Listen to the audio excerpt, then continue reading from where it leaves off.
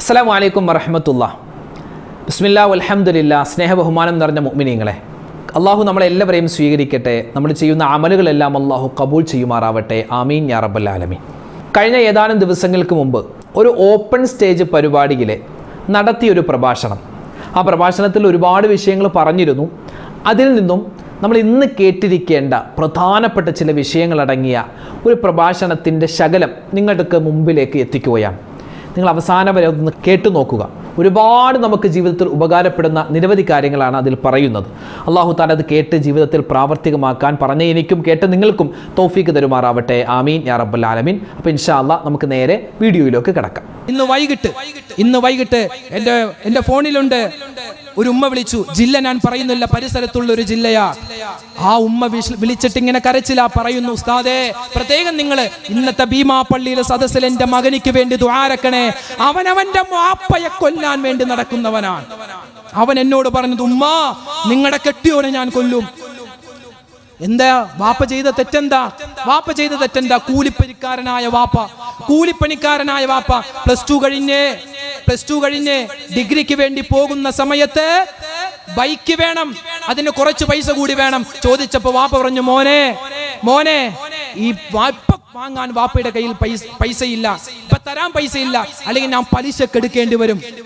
ആ ഒരു കാരണം ബൈക്ക് വാങ്ങിച്ചു തരൂലെന്ന് വാപ്പ പറഞ്ഞിട്ടില്ല, പൈസ തരൂലെന്ന് പറഞ്ഞിട്ടില്ല, കുറച്ച് കഴിഞ്ഞു തരാം, ഇപ്പൊ വാപ്പയുടെ കയ്യിലില്ല. ഇപ്പൊ വാപ്പ നിനക്ക് പൈസ തരണമെങ്കിൽ ഞാൻ പോയി പലിശക്ക് എടുക്കണം. ആ പലിശ എന്ന് പറയുന്ന ഹറാമിൽ നിന്നും മാറി നിൽക്കാൻ എന്റെ ഭർത്താവ് സന്നദ്ധനായപ്പോ, എന്റെ ഭർത്താവിനെ കൊല്ലാൻ എന്റെ മകൻ, അഥവാ എന്റെ മകൻ വാപ്പയെ കൊല്ലാൻ തുനിഞ്ഞു നടക്കും. ഉസ്താദ് ദ്വാരക്കണം അവന്റെ മനസ്സ് മാറാൻ.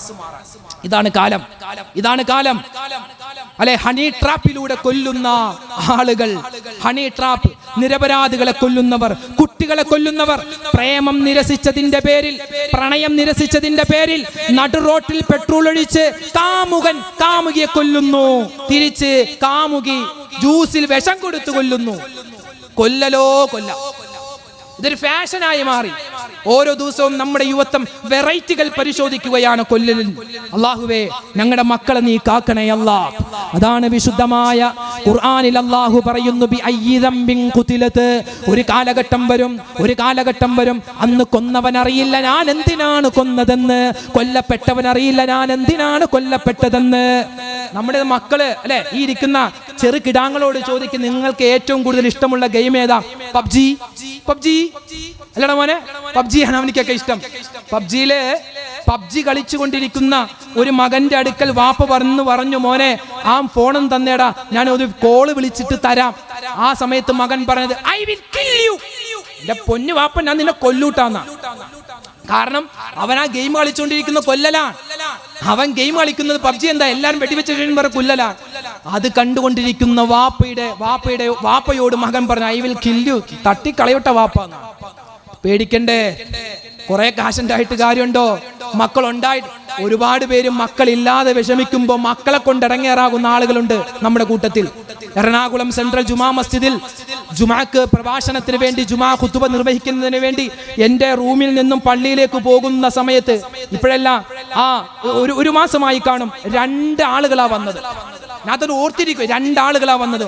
ഒരാൾ വന്നിട്ട് പറഞ്ഞു, ഉസ്താദേ, കല്യാണം കഴിഞ്ഞിട്ട് 7 വർഷമായി, ഒരു കുഞ്ഞിക്കാല് കണ്ടിട്ടില്ല, ദുആരക്കണേ. ആ സഹോദരൻ പോയിട്ട് 2ാമത്തെ സഹോദരൻ വന്ന് പറഞ്ഞത് എന്തെന്നറിയോ? ഉസ്താദേ, 3 മക്കളുണ്ട്, 3ഉം തലതെറിച്ചതാ. 1 കള്ളാൻ, 2 കഞ്ചാവാൻ, 3 ജയിലിൽ കിടക്കുക മോഷണത്തിന്റെ പേരിൽ. 1 മരിക്കാൻ ദുആരക്കണേന്നാണ്. അത് പറഞ്ഞില്ലാന്നേ ഉള്ളൂ, അദ്ദേഹത്തിന്റെ മുഖത്തിലുണ്ട്. ഇപ്പൊ മക്കൾ ഉണ്ടാവാൻ ഒരു കൂട്ടരും, മക്കൾ നശിക്കാൻ ഒരു കൂട്ടരും. പടച്ചവനെ, അല്ലാഹുവേ, ഞങ്ങളുടെ മക്കളെ എല്ലാവരെയും നീ സ്വാലിഹീങ്ങളിൽ ഉൾപ്പെടുത്തണേ അല്ലാ, നല്ലവരിൽ ഉൾപ്പെടുത്തണേ അല്ലാ.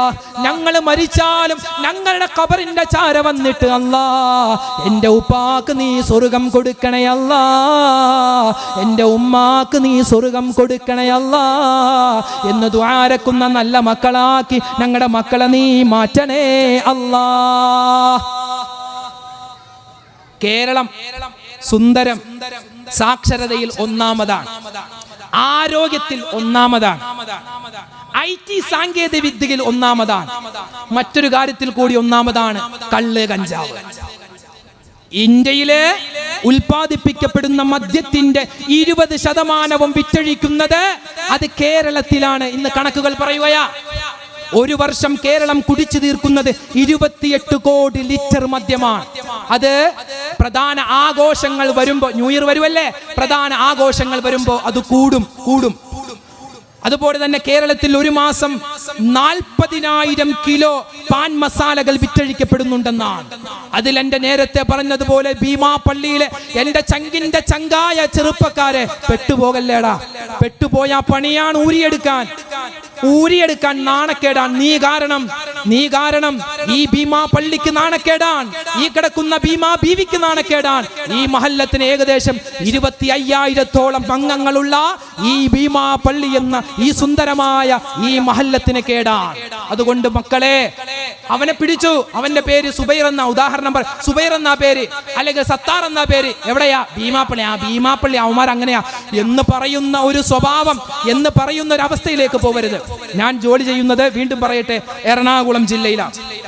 എറണാകുളം ജില്ലയിൽ നിങ്ങളൊക്കെ വന്നിട്ടുണ്ടാകും. ഹൈക്കോടതിയുടെ അടുത്ത പള്ളിയിലാണ് ഈ വിനീതൻ ജോലി ചെയ്യുന്നത്. എൻ്റെ വീട് ആലപ്പുഴ ജില്ലയിലെ വടുതല എന്ന് പറയുന്ന പ്രദേശത്താണ്. എൻ്റെ വീടും എൻ്റെ പള്ളിയും തമ്മിൽ ഏകദേശം 21 കിലോമീറ്റർ വ്യത്യാസമുണ്ട്. ഞാൻ എല്ലാ വെള്ളിയാഴ്ചയും ഇശാ നിസ്കാരം കഴിഞ്ഞ് എൻ്റെ വീട്ടിലേക്ക് പോകുന്നത് ബൈക്കിനാണ്. ഒരു ദിവസം, ഇപ്പോഴല്ല, ഒരു 4 മാസങ്ങൾക്ക് മുമ്പ് ഞാൻ എൻ്റെ വീട്ടിൽ നിന്നും തേവര വഴി, കുണ്ടന്നൂര് വഴി വീട്ടിലേക്ക് പോകുന്ന സമയത്ത്, ബൈക്കിന് പോയ സമയത്ത് കുമ്പളം ടോൾ, നിങ്ങൾക്കൊക്കെ അറിയാമായിരിക്കും, കുമ്പളം ടോളിന്റെ അവിടെ ഒരു പോലീസ് ഉദ്യോഗസ്ഥൻ കൈ കാണിച്ചു. നമ്മൾ ആകെ ഒന്ന് പേടിച്ചു. പൊല്യൂഷൻ ഉണ്ട്, ലൈസൻസ് ഉണ്ട്, ഇൻഷുറൻസ് ഉണ്ട്, ഹെൽമറ്റും വെച്ചിട്ടുണ്ട്, ഇനി പേടിക്കേണ്ട കാര്യമില്ലല്ലോ, പിന്നെ എന്തിനാണ് മൂപ്പര് കൈ കാണിച്ചതെന്ന് പേടിച്ച് നിൽക്കുമ്പോ പോലീസുകാരൻ കൈ കാണിച്ചിട്ട് പറഞ്ഞു, എങ്ങോട്ടാ? ഞാൻ പറഞ്ഞു, അരൂര്. ഞാനും ഉണ്ട് അരൂരിലേക്ക്. എന്റെ പുറകിൽ പോലീസുകാരൻ കയറ്റി. പോലീസുകാരനെയും കൊണ്ട് ഞാനിങ്ങനെ പോവുകയാ. പോണ സമയത്ത് അദ്ദേഹം കുശലാന്വേഷണം നടത്തി. എന്താ പേര്? എൻ്റെ പേര് അർഷദ് എന്നാണ്. എവിടെയാ? ഞാനൊരു പള്ളിയിൽ ഖത്തീബായിട്ട് ജോലി ചെയ്യുകയാണ്. സാറിന്റെ പേരെന്താ? എൻ്റെ പേര് ബിജു എന്നാണ്. അദ്ദേഹം ഇപ്പോൾ അവിടെ ഉണ്ടോ അതോ മാറിയോ എന്നറിയില്ല. ബിജു എന്നാണ് എൻ്റെ പേര്. എൻ്റെ വീട് കായംകുളത്താണ്. ഞാൻ അങ്ങോട്ട് പോവുകയാണ്. ബസ് കിട്ടുന്നില്ല. അപ്പൊ ബസ് കിട്ടാൻ വേണ്ടി ഞാൻ അരൂര് പോയി നിൽക്കുകയാണ്. അപ്പോ അദ്ദേഹം പറഞ്ഞത്, എന്റെ പൊന്നു മുസ്ലിയാരെ, അദ്ദേഹം പറഞ്ഞ വാക്കാൻ, പൊന്നു മുസ്ലിയാരെ, നിങ്ങൾ ജോലി ചെയ്യുന്ന എറണാകുളം സെൻട്രൽ ജുമാ മസ്ജിദിന്റെ പരിസരത്തല്ലേ മറൈൻ ഡ്രൈവ് ഉള്ളത്? അതിന്റെ പരിസരത്തല്ലേ ഒരുപാട് പാർക്കുകൾ, സുഭാഷ് പാർക്ക്, ഇന്ദിരാ പാർക്കൊക്കെ ഉള്ളത്? അതെ, എന്റെ പള്ളിയുടെ പരിസരത്താണ്. അവിടെ നിങ്ങൾ രാത്രി ഒന്ന് പോയി നോക്കിയാൽ നിങ്ങൾക്ക് കാണാം, നിങ്ങളുടെ സമുദായത്തിൽപ്പെട്ട പർദ്ദയിട്ട പെണ്ണുങ്ങൾ എന്നാ പറഞ്ഞത്. ആ പെണ്ണുങ്ങളെ ഉമ്മമാരും പർദ്ദയിട്ട് രാത്രി കറങ്ങാൻ നടക്കൂലല്ലോ.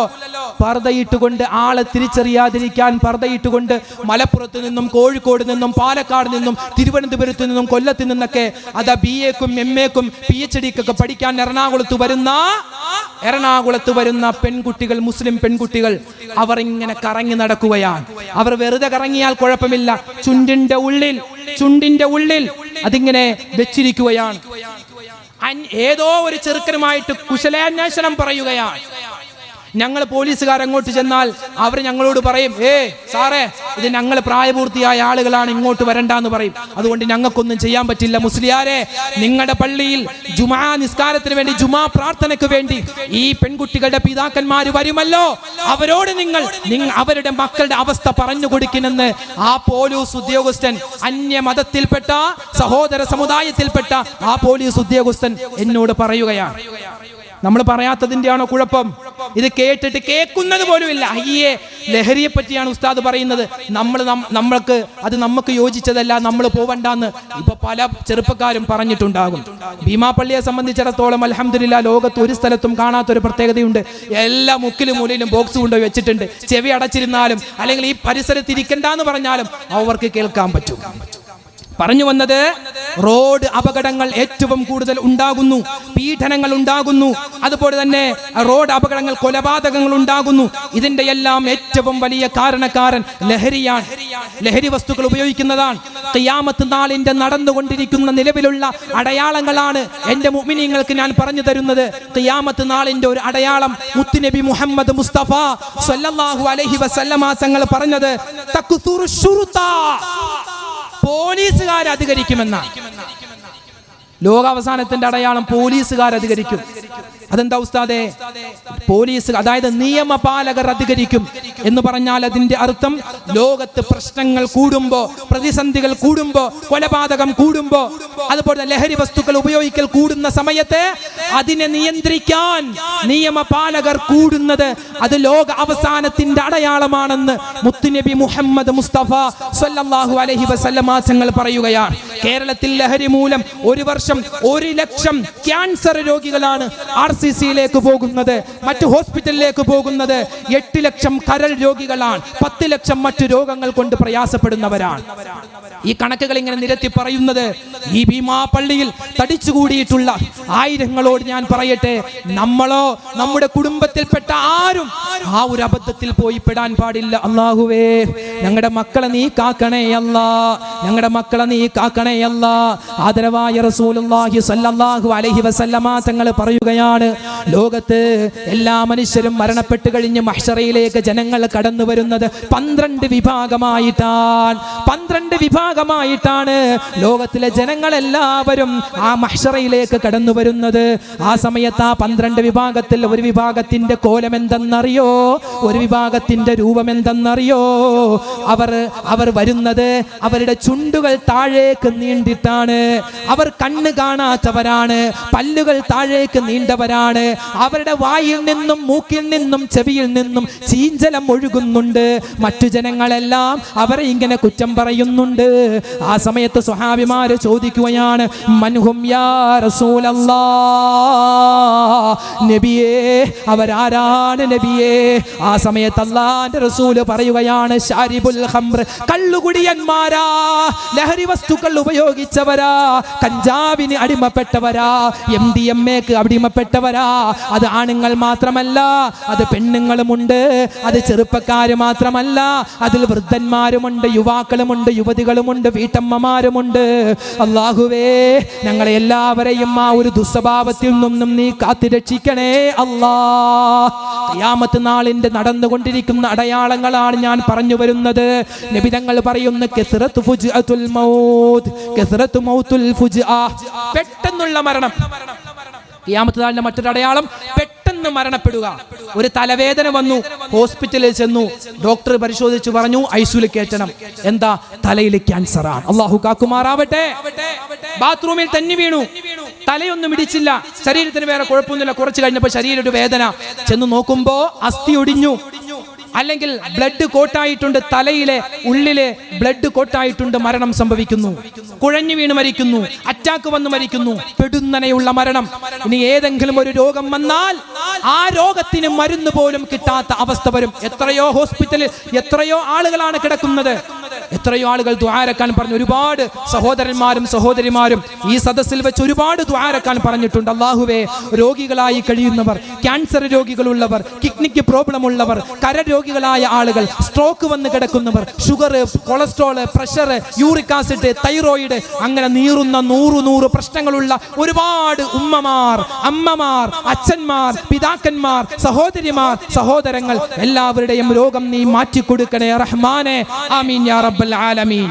പിന്നെയോ വീണ്ടും അല്ലാഹുവിന്റെ റസൂല് പറയുന്നു, വകസ്റത്തുൽ കദിബ്, കള്ളം പറയുകൾ അധികരിക്കുമെന്നാണ് ഖിയാമത്ത് നാളിന്റെ അടയാളം. നുണ പറയൽ. ഇപ്പൊ ക്രിസ്മസ് വരുമല്ലേ? ക്രിസ്മസ് വരുന്ന സമയത്ത്, ന്യൂ ഇയർ വരുന്ന സമയത്ത്, ഓണം വരുന്ന സമയത്ത്, പെരുന്നാൾ വരുന്ന സമയത്ത് നമ്മുടെ ചെറുപ്പക്കാർക്കിടയിലുള്ള ഒരു സന്തോഷത്തിന്റെ കളിയാണ് നുണ പറയൽ മത്സരം. ആരാണോ ഏറ്റവും നല്ല നുണ പറയുന്നത് അവർക്ക് സമ്മാനം. നുണ പറയൽ മത്സരം. ഇത് വിശുദ്ധമായ ദീൻ പറഞ്ഞു, അത് ഖിയാമത്ത് നാളിന്റെ അടയാളമാണ്. തീർന്നില്ല.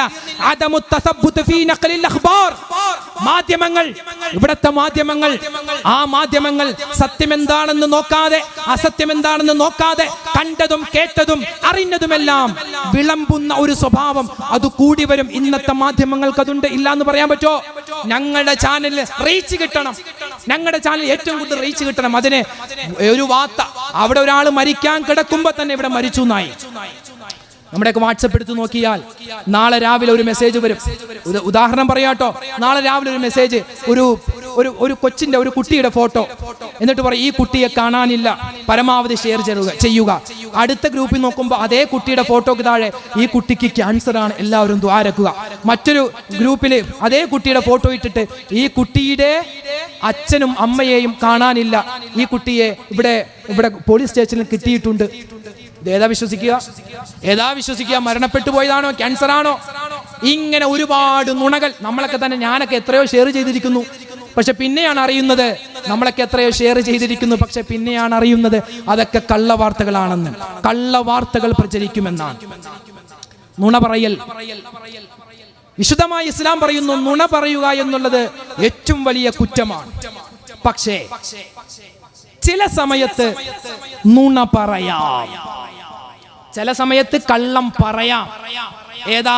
ഒന്ന് കേട്ടോ, ഒന്നാമത്തേത് ഇസ്ലാഹു ബൈനന്നാസ്, ജനങ്ങൾക്കിടയിൽ രഞ്ജിപ്പുണ്ടാക്കാൻ.